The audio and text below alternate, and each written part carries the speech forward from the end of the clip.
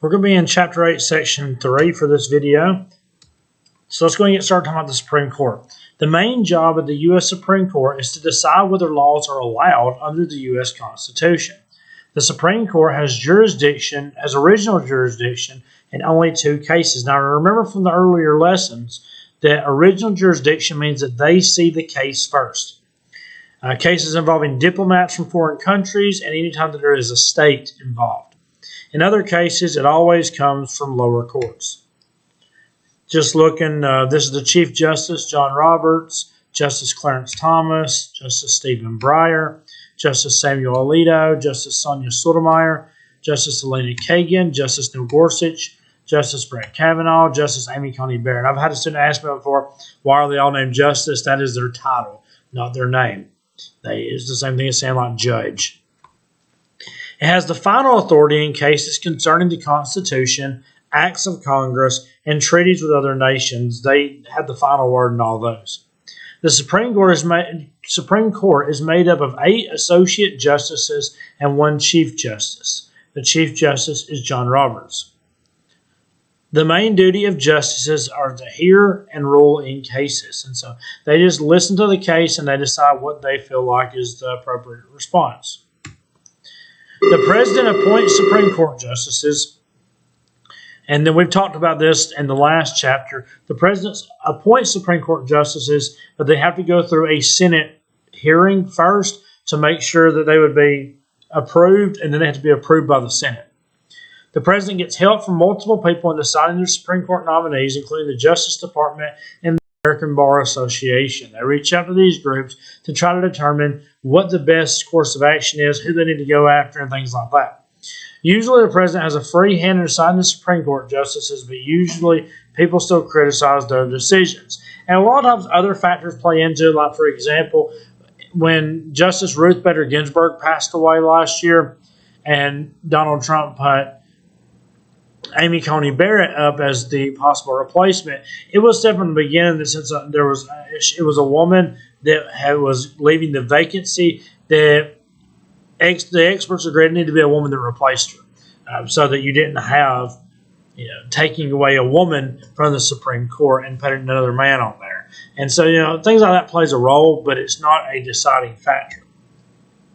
Supreme Court justices are always lawyers and usually have a very successful career as a lawyer, judge, or as holding a public position. So the Supreme Court justices are always lawyers.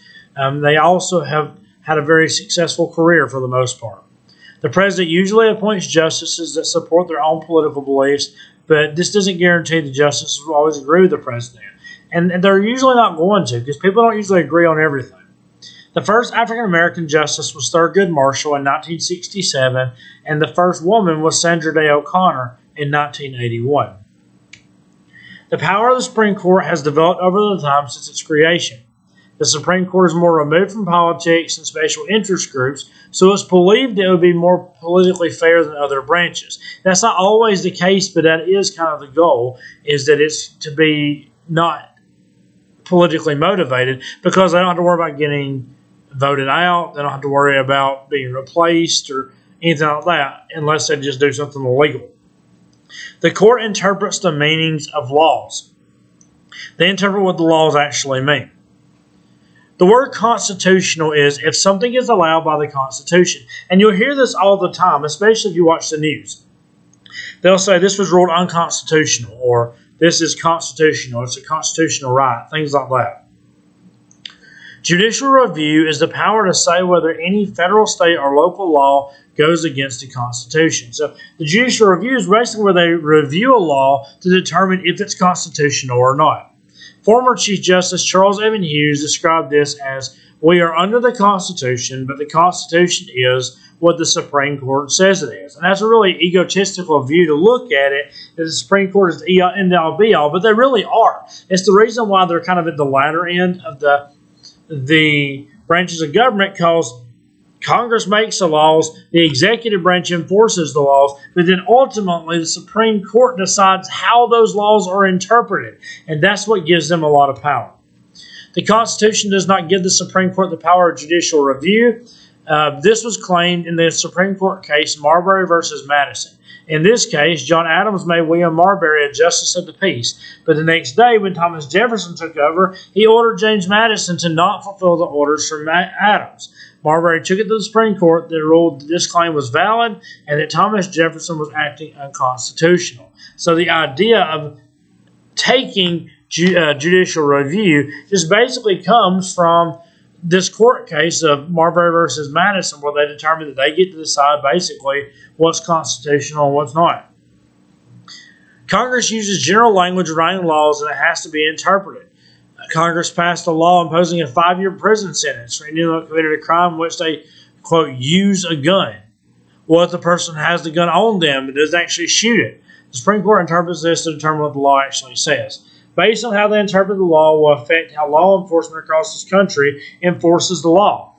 So again, if someone robs a bank and they have a gun, but they use the gun to prop the door open, do they use a deadly weapon? They used it, but do they use it as a deadly weapon? In the other sense, if someone uses a comb to go and stab somebody in robbing a bank, that comb has technically become a deadly weapon.